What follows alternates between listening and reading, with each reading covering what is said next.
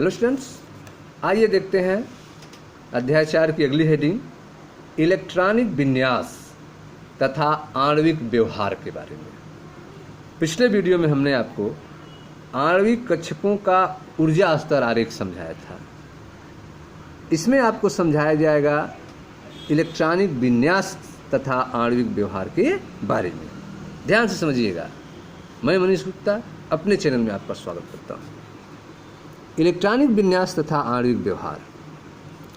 विभिन्न आणविक कक्षकों में इलेक्ट्रॉनों का वितरण इलेक्ट्रॉनिक विन्यास कहलाता है। ठीक है, विभिन्न आणविक कक्षकों में, मॉलिक्यूलर ऑर्बिटल्स में, एटॉमिक ऑर्बिटल्स में नहीं, मॉलिक्यूलर ऑर्बिटल्स में। एटॉमिक ऑर्बिटल्स आप पहले पढ़ चुके हैं। विभिन्न आणविक कक्षकों में इलेक्ट्रॉनों का वितरण इलेक्ट्रॉनिक विन्यास कहलाता है। इलेक्ट्रॉनों को कक्षकों की ऊर्जा के बढ़ते हुए क्रम में भरा जाता है। इलेक्ट्रॉनों को कक्षकों की ऊर्जा के बढ़ते हुए क्रम में भरा जाता है। इस तरह का इलेक्ट्रॉनिक विन्यास कब करेंगे? जब आपको अणु का इलेक्ट्रॉनिक विन्यास करना होगा, H2 का करना होगा, O2 का करना होगा, F2 का इलेक्ट्रॉनिक विन्यास कोई पूछेगा तब इस तरह का टेक्निक यूज करेंगे। O2 और F2 के लिए इलेक्ट्रॉनिक विन्यास कैसे करेंगे? तो उसके लिए आपको याद होना चाहिए। O2 और F2 के लिए इलेक्ट्रॉनिक विन्यास यह है: sigma 1s sigma star 1s, sigma 2s sigma star 2s, sigma 2pz पाई 2px बराबर पाई 2py, सिग्मा, ठीक है, पाई स्टार 2px बराबर pi star 2py, sigma star 2pz।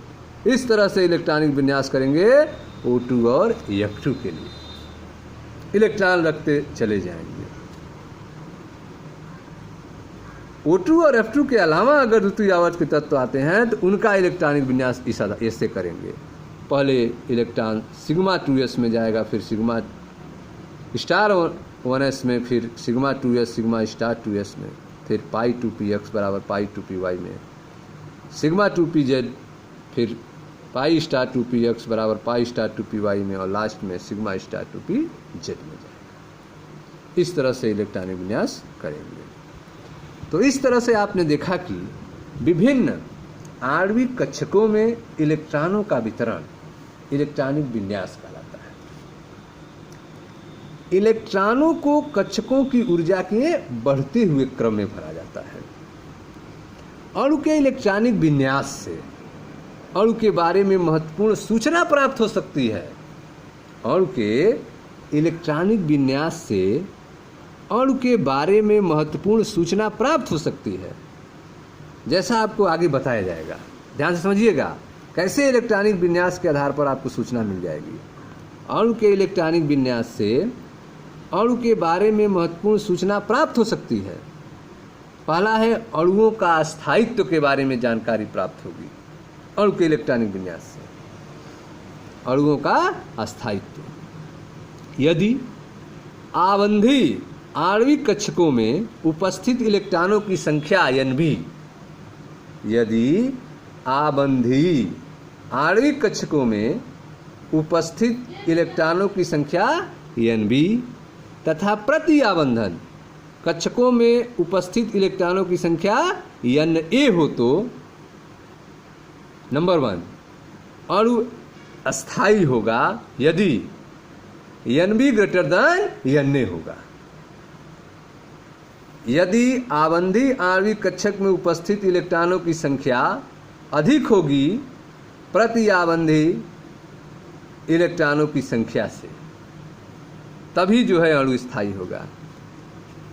Bonding number of electron is greater than anti bonding number of electron,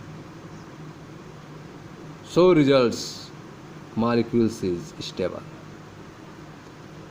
ठीक है, तो यदि आबंधी आणविक कक्षकों में उपस्थित इलेक्ट्रॉनों की संख्या को Nb के रूप में और प्रति आबंधन कक्षकों में उपस्थित इलेक्ट्रॉनों की संख्या को Na के रूप में लिखें तो अणु अस्थायी कब होगा? जब Nb ग्रेटर देन Na होगा।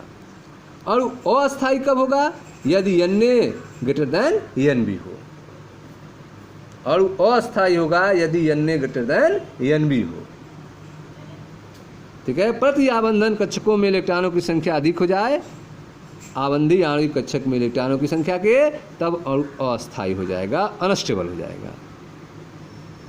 ठीक है। पहला वाला जो है अणु अस्थायी होगा यदि Nb ग्रेटर देन Na।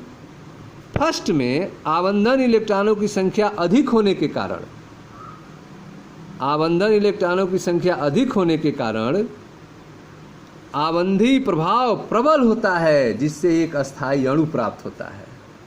जबकि दूसरे में प्रति आबंधन प्रभाव प्रबल होता है, जिसके परिणाम स्वरूप अणु अस्थायी होता है।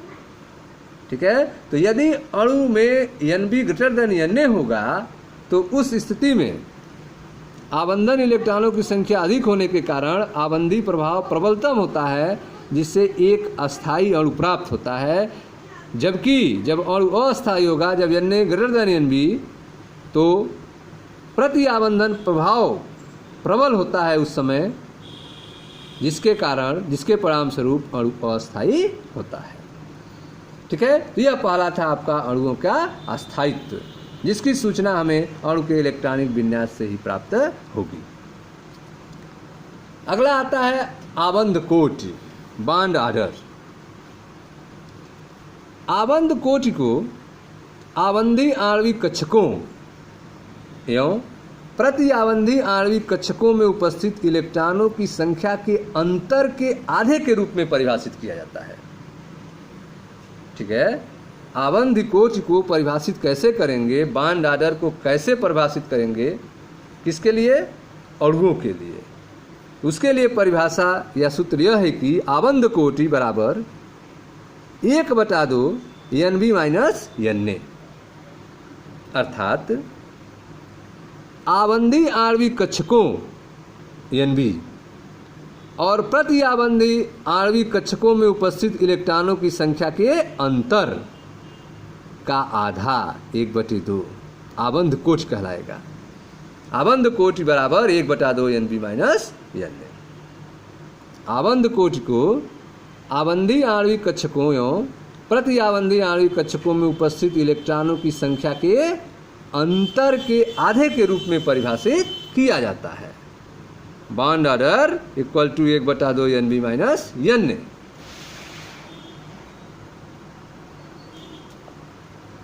आबंध कोटि किसी अणु में उपस्थित सहसंयोजी आबंधों की संख्या बताती है। बहुत ध्यान से समझिए। जो बॉन्ड ऑर्डर आएगा, आबंध कोटि बराबर 1/Nb माइनस Na फार्मूला लगाएंगे तो जो नंबर्स आपको मिलेंगे वह बंध की संख्या को बताएंगे। आबंध कोटि किसी अणु में उपस्थित सहसंयोजी आबंधों की संख्या बताती है, कोवैलेंट बॉन्ड्स के नंबर बताती है। यदि Nb ग्रेटर देन Na हो तो आबंध कोटि धनात्मक होगा।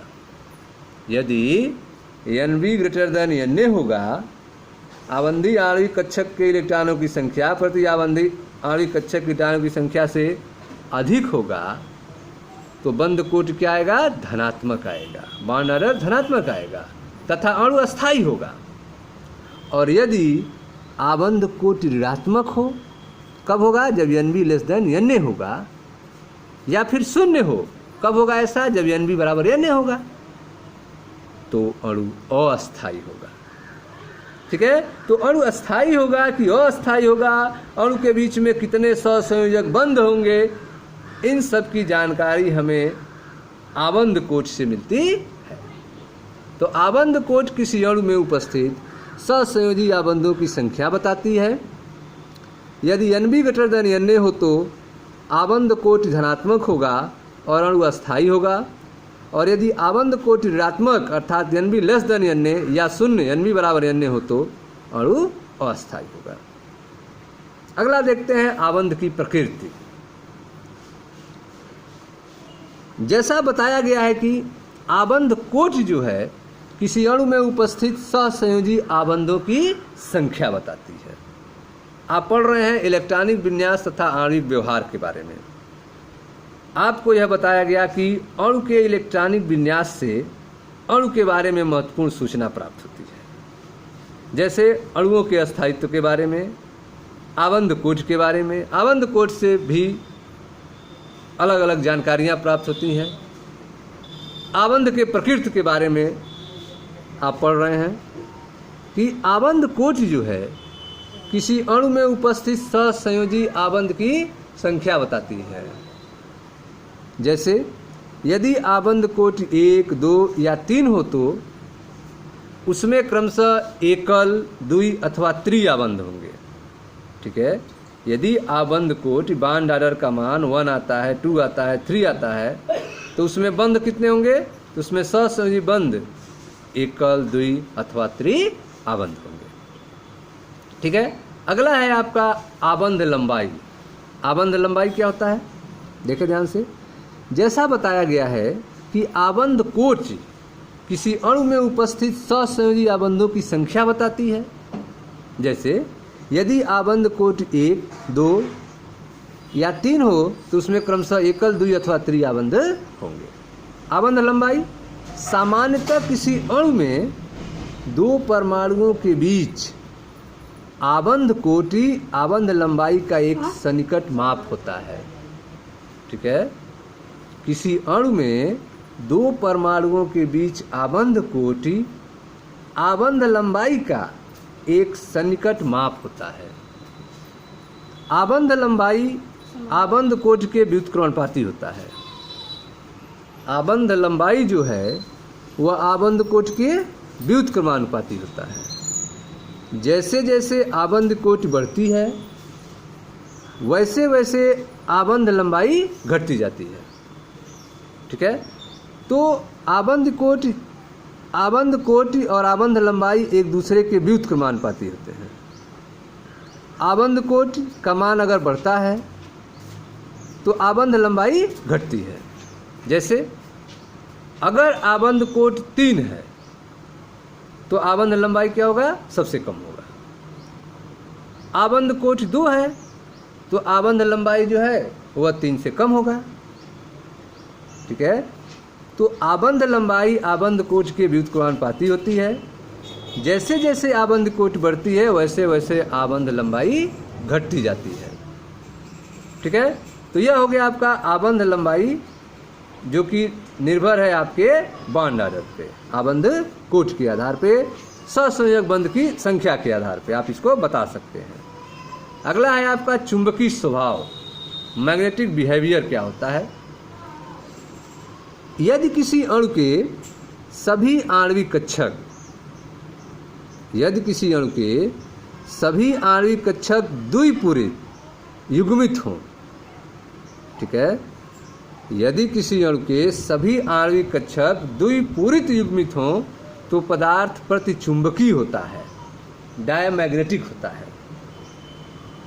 ठीक है, यदि किसी अणु के सभी आणविक कक्षक क्या हों? द्विपूरित हों, सभी आणविक कक्षकों में 2-2 इलेक्ट्रॉन हों, युग्मित हों, तो पदार्थ डायमैग्नेटिक होता है, प्रतिचुंबकीय होता है। ऐसे अणु चुंबकीय क्षेत्र में प्रतिकर्षित होते हैं। परंतु यदि किसी अणु के एक या अधिक आणविक कक्षक में अयुग्मित इलेक्ट्रॉन हो, सिंगल पेयर ऑफ इलेक्ट्रॉन हो, सिंगल इलेक्ट्रॉन हो, पेयर नहीं, तो वह अणु अनुचुंबकीय होता है, पैरामैग्नेटिक होता है। ऐसे अणु चुंबकीय क्षेत्र में आकर्षित होते हैं, मैग्नेटिक फील्ड में अट्रैक्ट होते हैं। ध्यान से समझिएगा, आपको यह बताया गया कि यदि किसी अणु के सभी आणविक कक्षक द्विपूरित युग्मित हों, सभी आणविक कक्षक में सभी मॉलिक्यूलर ऑर्बिटल्स में 2-2 इलेक्ट्रॉन हैं, तो पदार्थ जो होगा प्रतिचुंबकीय होगा, डायमैग्नेटिक होगा, और यह चुंबकीय क्षेत्र में प्रतिकर्षित होता है। ठीक है, तो अगर कोई पदार्थ, कोई अणु चुंबकीय क्षेत्र में प्रतिकर्षित हो रहा है, इसका मतलब वह प्रतिचुंबकीय है, डायमैग्नेटिक है, अर्थात उसके सभी आणविक कक्षक द्विपूरित युग्मित हैं, सभी आणविक कक्षक में 2-2 इलेक्ट्रॉन हैं। लेकिन यदि किसी अणु के एक या अधिक आणविक कक्षक में, एक या अधिक आणविक कक्षक में अयुग्मित इलेक्ट्रॉन हो, सिंगल इलेक्ट्रॉन हो, तो वह अणु अनुचुंबकीय होगा, पैरामैग्नेटिक होता है। और ऐसे अणु चुंबकीय क्षेत्र में आकर्षित होते हैं।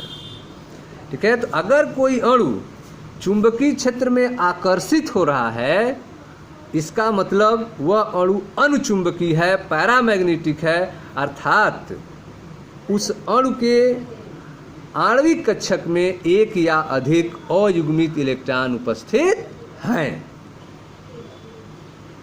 ठीक है स्टूडेंट्स, तो यह था आपका इलेक्ट्रॉनिक विन्यास तथा आणविक व्यवहार के बारे में। मैं मनीष गुप्ता अपने चैनल में आपका स्वागत करता हूं। वीडियो को लाइक करें, शेयर करें, चैनल को सब्सक्राइब करें। धन्यवाद दोस्तों।